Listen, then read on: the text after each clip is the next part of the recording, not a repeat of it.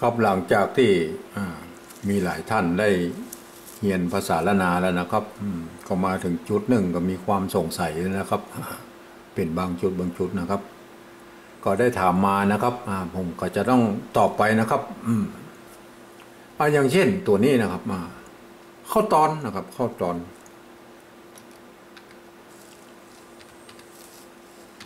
เข้าตอนนะครับ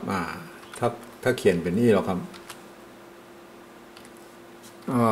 อันนี้มันเข้าตอนนะครับเข้าตอนรักการเขียนก็สอนไปแล้วนะครับเข้าตอนนะครับต้องเอาเสียงสามัญนะครับจ้องใจตัวตะนะครับเข้าตอนคำนี้แหละครับมีปัญหาถามมาแล้วนะครับว่าเข้าตอนป้นสะกดด้วยตัวละเหรอบัดใจนะครับบัดใจมันเป็นตัวหน้าอย่างนี้นะครับกฎเกณฑ์ก็คือดั้งเดิมโบราณเปิ้นมาแล้วเปิ้นบอกว่าเขียนอย่างนี้มันงามนะครับเปิ้นบอกว่าเขียนเป็นตัวละแทนนะครับผมไม่ได้ตั้งกฎขึ้นมานะครับเปิ้นบอกมาว่าอย่างนั้นนะครับเขียนเป็นเอาตัวละนี่มาเขียนแทนตัวหน้านะครับข้อตอนนะครับข้อตอน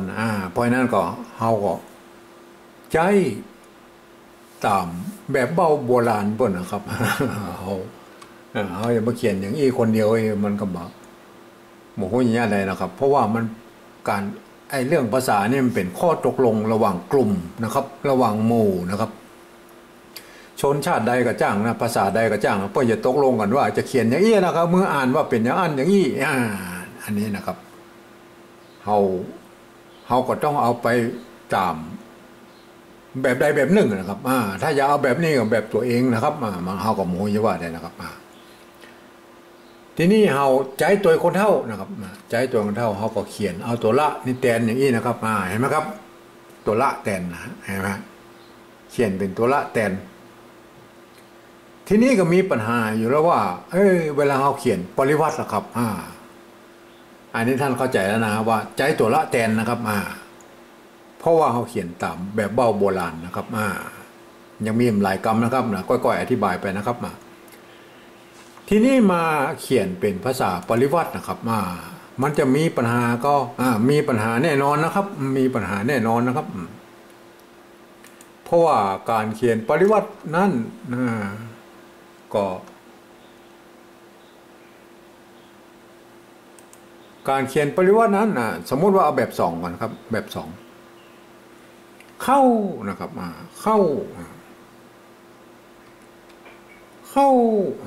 ตัวนี้เห็นไหม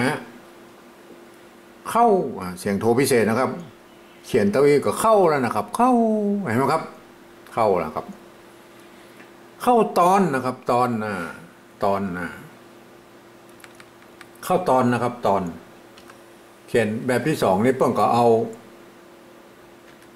เห็นไหมตัวอันนี้มันเป็นตัวละนะครับเห็นไหม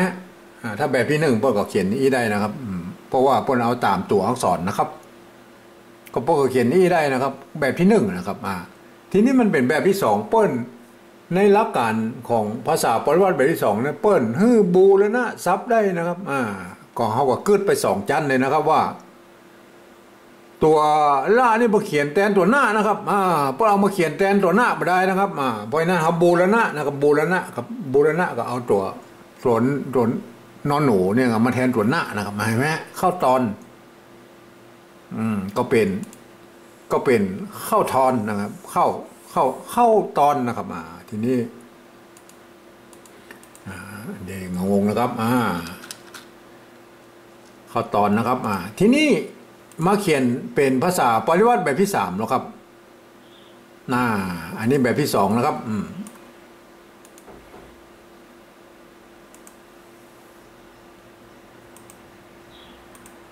อันนี้แบบที่สองนะครับถ้าสมมุติว่าเป็นแบบที่สามแล้วครับ